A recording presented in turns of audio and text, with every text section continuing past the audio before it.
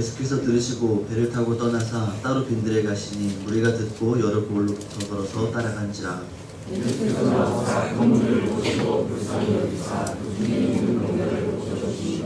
저녁이 되매 제자들이 나와 이르되 이곳은 빈들이요 때도 이미 저물었으니 무리를 보내어 마을에 들어가 먹을 것을 사 먹게 하소서. 제자들이 이르되 여기 우리에게 있는 것은 떡 5개와 물고기 2마리 뿐이니이다.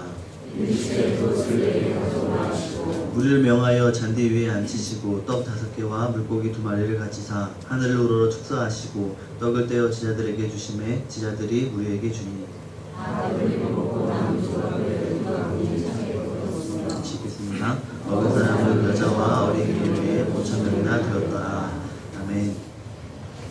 지난주에 봤던 본문이죠. 지난주에도 역시 마찬가지로 오병이어에 대한 말씀을 전했습니다.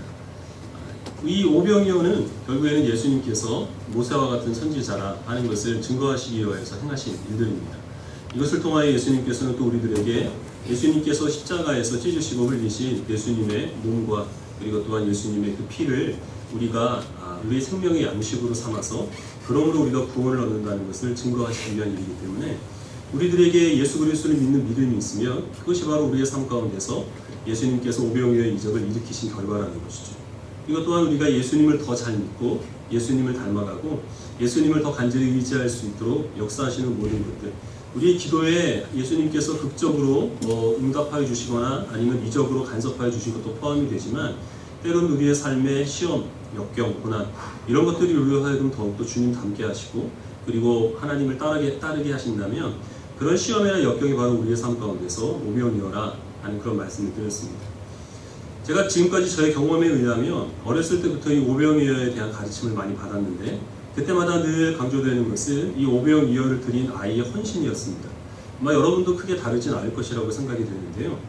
그러면 이 오병이어를 설교를 하면서 이것이 예수님께서 우리에게 주신 생명의 양식이라는 것 말고 이것을 드린 그 아이의 헌신에 대해서 강조하는 것은 잘못된 설교일까요? 그건 아니라는 것이죠. 예를 들어서 예수님께서 그 무리들을 다 먹이고 싶으셨는데 이 아이가 오병이어를 드린 덕에 먹일 수 있었다. 이 아이가 만약에 헌신하지 않았으면 예수님께서는 거기 있는 무리들 다 쫄쫄 굶겼을 것이다. 그래서 우리들도 하나님의 일을 잘 하실 수 있도록 도와주기 위하여서 우리가 하나님께 헌신하자 이렇게 나가면 그것은 잘못된 것입니다. 그러나 하나님께서 모든 일들을 주관하시고 모든 일들을 앞서서 이루시는데 우리들을 하나님의 은혜 가운데 동역자로 불러주신다는 것이죠. 주님의 부름받은 우리가 하나님의 부르심 가운데서 주님을 따르는 제자로서 요구되는 그러한 헌신을 이 말씀 가운데서도 얼마든지 우리 신앙의 모범으로 발견을 할 수가 있습니다. 물론 우선순위는 이 오병이어가 바로 예수님께서 우리들에게 생명의 양식이 되신다라는 것이 우선이 되어야 되겠지만 이것을 드린 그 아이의 헌신들도 우리가 얼마든지 이 가운데서 주님을 따르는 제자로서의 우리의 삶의 모습을 발견할 수가 있다는 것이죠. 그래서 같은 본문이지만 지난주와는 조금 다른 관점에서 오늘 본 말씀을 좀 살펴보려고 합니다. 마태복음에 있는 이 오병이어의 이적 사건을 요한복음에서는 약간 자세히 더 기록을 하고 있는데 오늘 이 마태복음 본문에서는 제자들이 예수님께 와서 이 사람들을 어떻게 다 먹일 수 있겠습니까? 마을로 내려보내서 먹을 것을 사 먹게 합시다. 이렇게 제안을 하는 것으로 되어 있습니다. 근데 요한복음을 보면 이 무리들을 보시고 예수님께서 제자들에게 묻습니다. 여기 있는 사람들을 우리가 어떻게 먹일 수 있겠느냐? 그때 빌립이라는 제자가 뭐라고 대답을 하느냐 하면 여기 있는 사람들을 다 먹이기 위해서는 200데나리온의 떡이 필요합니다. 이렇게 예수님께 대답을 합니다. 200데나리온이 얼마 정도 되느냐 하면 1데나리온이 노동자의 하루치 일당입니다. 넉넉히 잡아서 한 10만 원이라고 칩시다. 10만 원이 요즘 안 되는 걸로 알고 있는데 계산하기 편하게 10만 원으로 치면 200데나리온이면 얼마입니까? 2천만 원. 그렇죠? 그러니까 이 빌립은 2천만 원이 필요합니다. 이렇게 얘기한 겁니다. 이게 어떻게 나오는 거냐 하면 지금 여기 있는 무리들이 여자와 아이들을 포함하면 약 10,000명이 넘는다고 말씀드렸죠. 또 계산하기 편하게 10,000명이라고 치면 한 사람당 2,000원짜리 김밥 한 줄 돌아갈 수 있을 정도로 그렇게 이 빌립이 계산을 한 겁니다. 굉장히 현실적인 대답을 내놓은 거죠. 근데 이 대답 일면에 어떤 의도가 있느냐 하면 우리가 그런 돈이 어디 있습니까? 이런 게 있는 거죠. 그래서 마을로 내려가서 먹을 것을 사 먹고 오게 하십시다. 이 말씀을 드리는 겁니다. 그때 예수님께서 제자들에게 하신 말씀은 갈 것 없다. 너희가 먹을 것을 주어라. 너희들이 있는 것으로 이 사람들을 먹여라. 이렇게 말씀을 하신 것이죠. 그때 안드레라는 제자가 자기 앞에 있는 어떤 어린아이가 도시락으로 떡 5개, 물고기 2마리 싸운 걸 보게 된 거죠. 그래서 잠깐 그것을 빌립니다. 그걸 가지고 예수님 앞에 내놓는 겁니다.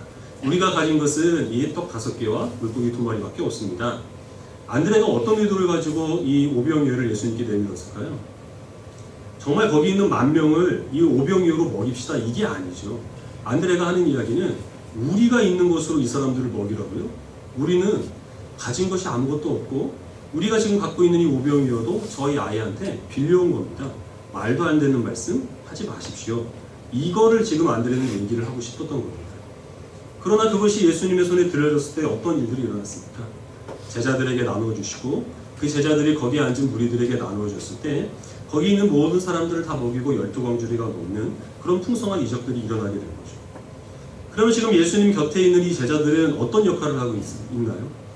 예수님께서 거기 있는 무리들을 먹이고 싶으신데 예수님이 혼자 하기 힘드시니까 그 일을 도우려고 이 제자들이 거기 있는 것은 절대 아닙니다. 이 제자들은 믿음이 없는 사람들이죠. 능력도 없습니다. 2,000만 원도 없습니다. 여러분 지갑에 2,000만 원 정도 안 갖고 다니는 사람이 있나요? 근데 이 사람은 그런 것도 없는 거죠. 무능한 사람들이 거기 있어서 하나님의 일들을 지금 돕고 있다는 것이죠. 그리고 그 무능한 사람들이 보기에도 어처구니 없을 정도로 가치 없는 것이 이 떡 5개와 물고기 2마리입니다. 이것 가지고 이 사람들을 먹이는데 어떤 도움이 되겠습니까? 말도 안 되는 말씀 하지 마십시오. 이렇게 여길 만큼 무가치한 것이 오병이어인데 이것을 통하여서 예수님께서는 놀라운 이적을 일으키시죠. 거기 있는 5,000명을 먹이시고 거기 있는 5,000명에게 내가 하나님께서 예언하신 모세와 같은 선지자라, 내가 메시아라, 그리고 또한 우리들에게는 그 예수님을 믿음으로 구원을 얻는다는 생명이 양식된다는 사실을 증거하고 계시는 것입니다. 하나님께서는 하나님의 일들을 이루시는데 이미 하나님께서 충분히 그 모든 일들을 홀로 이루실 수 있을 만큼 많은 능력을 갖고 계십니다. 그러나 하나님께서는 혼자 그 일을 하지 아니하시고 늘 하나님의 사람들을 불러서 같이 행하시죠. 그러나 그렇게 하나님의 일에 부름받은 사람들은 전부 다 사실은 자격이 없는 사람들이죠. 능력이 없는 사람들입니다.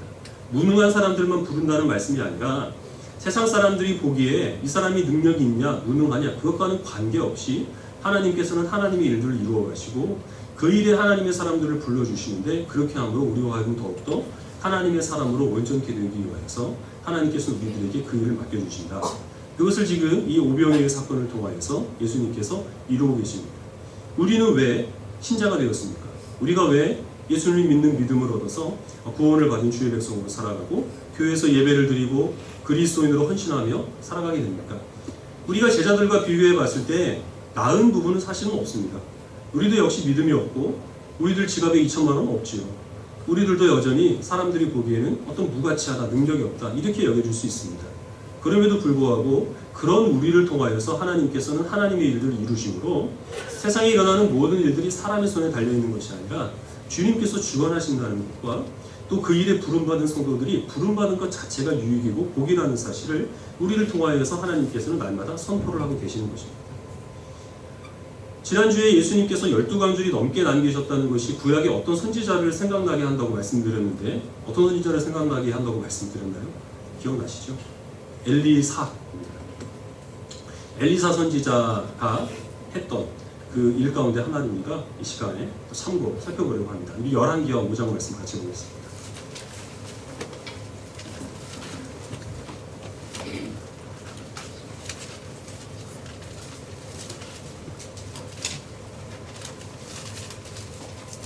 열왕기하 5장 1절부터 7절까지의 말씀을 한 절씩 교독하겠습니다.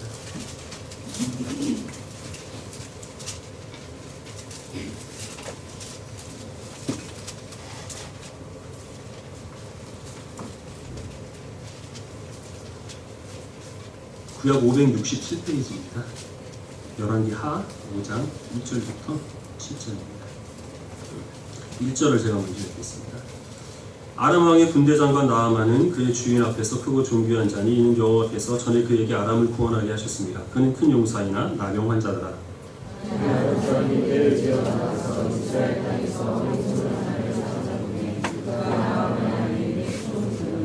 그의 여주인에게 이르되 우리 주인이 사마리아에 계신 선지자 앞에 계셨으면 좋겠나이다. 그가 그 나병을 고치리이다 하는지라.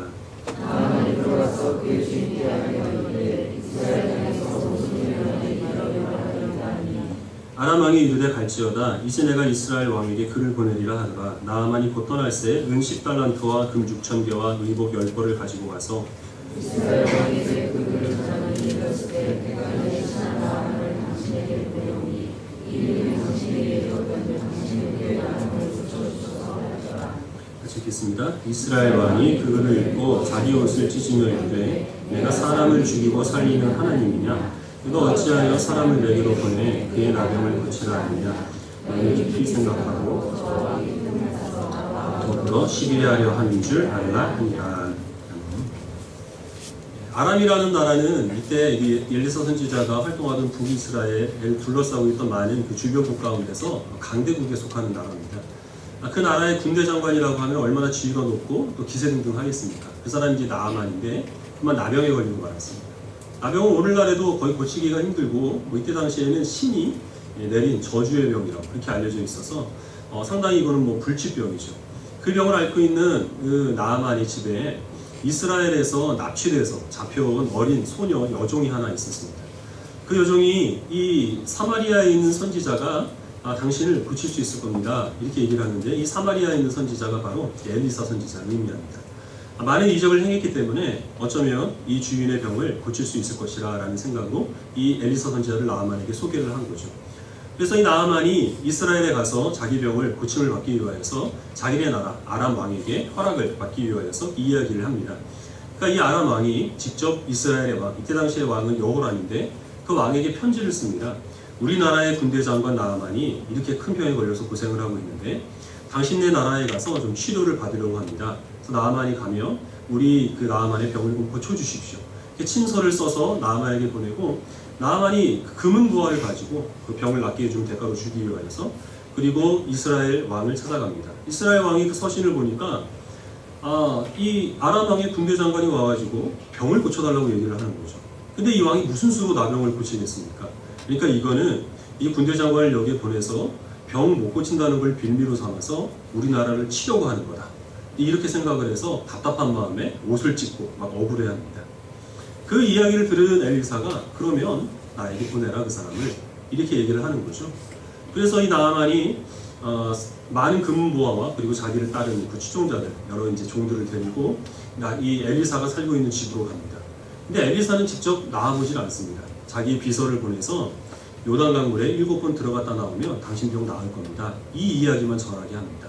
그 이야기를 듣고 나아만이 승질을 내죠. 우리 같이 11절과 12절 말씀을 같이 한번 읽어보겠습니다. 11절 12절 함께 읽겠습니다. 시작. 나아만이 노하여 물러가며 이르되 내 생각에는 그가 내게로 나와서서 그의 하나님 여호와의 이름을 부르고 그의 손을 그 부위에 흔들어 나병을 고칠까 하였도다. 다메섹과 아바나와 아르바르는 이스라엘 모든 강물보다 낫지 아니하냐. 내가 거기서 몸을 씻으면 깨끗하게 되지 아니하냐 하고 몸을 돌려 분노하여 떠나니. 이 나아만이 갖고 있는 생각은 나와 같이 지체가 높은 사람들 그리고 자기의 병을 고치기 위하여서 지금 움직이고 있는 사람들을 보면 속된 말로 거물급이죠. 아람의 왕, 이스라엘의 왕 이런 사람들이 움직이고 있습니다. 이런 큰 일에는 무엇인가 대단하고 다른 사람들의 눈길을 끌만한 그런 요란한 의식들이 동반돼야 비로소 내가 앓고 있는 이 무거운 병이 고쳐질 수 있을 것이다. 이것이 나만이 갖고 있는 생각이고 이때 당시에 우상을 섬기고 있던 사람들이 갖고 있던 생각입니다. 그것이 또 오늘날 우리들이 갖고 있는 생각이죠. 큰 결과가 있기 위하여서는 뭔가 놀라운 투자가 이루어져야 비로소 그렇게 될 수 있다. 그리고 지체가 높은 사람들이 움직일 때는 그 격에 맞는 여러 가지 행사나 일들이 뒤따라야 한다 하는 것들이 모든 사람들이 자연적으로 갖고 있는 생각들입니다. 그러나 하나님께서는 일을 그렇게 처리하지 않으시죠. 지금 움직이고 있는 사람들 밑에서 실제적으로 이 일이 어떻게 시작되었는가라는 것을 보면 사실은 이스라엘에서 잡혀온 이 이름도 없는 여종으로부터 이 일이 시작되고 있습니다. 그리고 이 아람 왕이나 이스라엘 왕이나 나아만 같은 사람들은 사실 들러리에 불과하죠. 밑에서 움직이는 사람들은 따로 있고 이 사람들은 이렇게 하면 저렇게 저렇게 하면 저렇게 그렇게 움직일 뿐입니다. 이 어린 여종으로부터 시작을 해서 엘리사가 보낸 사원을 거쳐서 이 일이 어떻게 완성이 되냐 하면 나병을 앓고 있는 나아만이 보기에도 별 볼 일 없고 특별할 것 없는 그 요단강물에 들어감으로 병고침을 받을 수 있다 이렇게 얘기를 하는 것이죠. 나아만은 이것 때문에 화를 내고 그냥 집으로 돌아가려고 하는데 따라온 종이 그래도 여기까지 왔으니까 한번 들어가 보기나 하십시다. 믿져야 손해보는 거 아니지 않습니까? 뭐 이렇게 얘기를 해가지고 속는 셈 치고 요단강물에 7번 들어갔다 나갔더니 나병이 나았고 피부가 아기 피부처럼 깨끗하게 되었더라. 이렇게 기록을 하고 있습니다. 분명히 대조적이죠. 모든 일들을 이루시는 하나님께서는 그 일을 이루시는데 어린 소녀 그리고 이 엘리사가 보낸 그 비서 그리고 아무런 특별할 것 없는 요단강물을 다 동원하셔서 이 일을 이루고 계십니다. 그러나 이 나만이 갖고 있었던 생각은 이 일이 가능하기 위하여서는 어떤 요란한 의식들, 내 상처난 부위, 이 병이 난 부위에 엘리사 선지자가 직접 나와서 손을 흔들고 그것이 나으면 이 수많은 금은 보화를 바치고 하는 그런 일들이 비로소 이루어져야만 자기가 병을 고침을 받을 수 있다라고 생각을 했던 것이죠. 오늘 본문이었던 오병이어 사건의 표현을 빌려서 이야기를 하자면 하나님께서는 그 제자들조차 이곳으로 어떻게 이 사람들을 먹일 수 있겠습니까? 라고 여겼던 그런 무가치한 것들을 들어서 하나님의 일들을 이루게 하신 것입니다. 그리고 또한 그것은 오늘날 우리를 향한 하나님의 뜻이기도 합니다. 우리들은 어떤 사람들은 분명히 그리스도인으로 부름받아서 이 세상 가운데 이스라엘 왕이나 아람 왕이나 아니면 아람의 군대 장관과 같은 그런 역할을 감당하는 성도들도 분명히 있습니다. 근데 그런 성도들은 극소수죠. 대부분 우리들은 이름 없는 이 비천한 어린 여종의 모습으로 부름받았다든지 아니면 엘리사가 보낸 그 비서와 같은 그런 일들을 세상에서 감당을 하든지 무엇 하나 특별할 것 없는 그 지저분한 요단강물과 같은 그런 모습으로 세상을 살아간다고 하는 것입니다. 그러나 그런 우리가 이런 우리를 통하여서 있는 모습 그대로 하나님께서 받으시고 하나님께서 하나님의 일을 우리를 통하여 감당하게 하신다라는 믿음을 가지고 우리들의 삶 가운데 다른 사람들은 좋게 여기지 아니하는 오병이어에 해당하는 것들을 하나님께 드리면 하나님께서는 그 헌신을 귀하게 사용하여 주시는 것입니다. 제가 결혼하고서 10년 가까이 체중이 총각대 체중을 그대로 유지를 했었습니다. 70kg를 넘지 않았는데 제가 전임 사역을 시작하면서부터 1년 동안 10kg가 넘게 살이 쪄버린 거예요. 어느 날 제가 교회 벽에 뭘 붙이는 일을 하고 있었는데 다 붙이고 딱 뒤돌아봤는데 그때 저쪽에서 걸어오시던 집사님이 저를 보고 깜짝 놀라는 겁니다. 그리고 하시는 말씀이 그때 전 강도사였는데 어머 강도사님이셨어요? 저는 누군지 몰랐어요. 뒤에서 보니까 정말 살이 왜 이렇게 찌셨어요? 어머 돼지 같아요. 막 이러면서 호호호 하면서 가시는 거예요. 제가 거기에 큰 충격을 받아가지고 살을 빼야 되겠다 결심을 했습니다. 그래서 먹을 거를 줄이고 아침 저녁으로 1시간씩 옥구공원에 가서 뛰었습니다. 두세 달 정도 꾸준히 운동을 하니까 원래 그 체중으로 다시 이제 돌아왔습니다. 물론 지금은 그거 이제 다시 그대로 다시 돌아와가지고 날마다 최고 체중을 경신을 하고 있는데 저는 큰 걱정을 하지 않습니다. 지금 제가 체력이 안 되고 또 시간이 안 돼가지고 이렇게 운동에 집중할 수 있는 여건이 안 됩니다. 근데 때가 되면 제가 좀 체력을 회복하고 아침 저녁으로 좀 시간을 내서 집중적으로 운동을 하면 전 다시 예전 총각대의 체중으로 언제든지 돌아올 수 있습니다. 여러분 저하고 내기를 하셔도 좋습니다. 여러분은 어느 쪽에 거시겠습니까? 저는 여러분들은 제가 살을 뺀다 쪽에 거십시오. 저는 제가 살을 못 뺀다 쪽에 제 손모가지 하나와 제가 가진 모든 걸 다 걸겠습니다. 여러분들은 뭘 걸 것이요? 이거 영화 대사입니다. 영화도 좀 보시고 성찬 보지 마시고 좀 통해야 이게 좀 제가 편하게 됐는데 날마다 이게 될까? 이 고민 때문에 어쨌든 그런 때는 오지 않습니다. 체력이 회복되고 그리고 아침 저녁으로 뛸 수 있는 그런 어떤 시간적인 여유를 회복할 때는 오지 않습니다. 제가 진짜 살을 뺄 마음이 있으면 그런 시간을 지금 내야 되겠죠. 없는 시간 쪽에서 하루에 2시간이 아니라 다만 30분이라도 매일 꾸준히 운동하고 한 숟가락이라도 덜 먹는 그런 노력들을 할 때 지금 있는 체중이라도 유지를 할 수 있을 겁니다. 근데 그런 노력을 기울이지 않고 이왕 할 거 화끈하게 해야지 나중에 좀 여유가 되면 하자 이렇게 하는 것은 나 지금 운동하기 싫다 이렇게 얘기하는 것을 핑계대는 것에 불과합니다. 제가 지금 다이어트 얘기를 하려고 이 말씀 드리는 것 아니라는 사실을 여러분들은 잘 아실 겁니다. 하나님께 이렇게 헌신을 해야 주님께서 받으신다라고 할 때 무엇인가 대단한 것, 뭔가 특별한 것 이런 것들을 우리가 하나님께 드릴 때 하나님께서 기뻐하시고 그것을 하나님께서 또 오병이어에 삼으셔서 풍성한 이적을 일으키신다 라는 그러한 어떤 선입견을 버리지 않으면 우리는 영영 하나님 앞에 헌신할 수 있는 기회를 얻지 못하게 될 수도 있습니다. 하나님께서 원하시는 것은 우리가 갖고 있는 모습 그대로 우리는 비록 제자들과 똑같은 모습으로 세상을 살아가고 어린 여종의 모습으로 세상을 살아가지만 그러나 우리가 처한 이 현실이 내가 지금 하나님을 섬기기에 가장 적합한 환경으로 하나님께서 인도해 주셨다는 사실을 믿으면 우리가 갖고 있는 것 중에 우리가 하나님 앞에 드리기에 부끄러울 것은 없다는 것이죠. 그러나 그것 없이 지금 말고 나중에 조금 더 여유가 있으면 내가 조금 덜 바쁘게 되면 그때로 자꾸 우리의 어떤 하나님께서 요구하시는 그 헌신의 시기를 미루게 되면 결국 우리들은 나태하고 게으름을 합리화시키는 그런 어리석은 그리스도인밖에 되지 않는다고 하는 것입니다. 2011년에 우리 나눔과 성김의 교회 찬양대에서 찬송가 죄짐 맡은 우리 구주라는 그 찬송을 예배 중에 올린 적이 있습니다. 우리는 이제 그 찬송을 다 인터넷에 올리는데 인터넷에서 어떤 분이 그 찬송을 듣고 마음에 좀 큰 감동을 받으셨던 것 같습니다. 우리 교회 성도는 아닙니다. 그분이 자신의 이름을 정현이라고 밝히셨는데 우리 교회는 정현이가 없죠. 모르죠. 혹시 우리 교회 성도인데 이름을 또 가명을 써서 그런지 모르겠습니다만은 그분이 어떻게 글을 남겼느냐 하면 죄짐 맡은 우리 주님 감사를 드립니다. 하나님께 많은 것 드리고 싶지만 제가 가진 것이 너무 없네요. 섭섭해하지 마세요.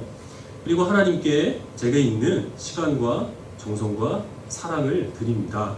이렇게 하고 어떤 그 마지막 말을 덧붙였느냐 하면 저를 이왕에 창조하실 바에야 좀 잘나게 해주시지 이렇게 하셨습니다. 무슨 말인지 이해가 되고 또 어떤 또 애잔함이 있죠. 하나님 앞에 크게 무엇인가 헌신을 하고 싶지만 그럴 만한 형편이 되지 않는 것에 대해서 너무 속상해하고 또 한편으로는 그것을 주지 않는 하나님에 대해서 약간은 원망하는 마음도 들어 있습니다.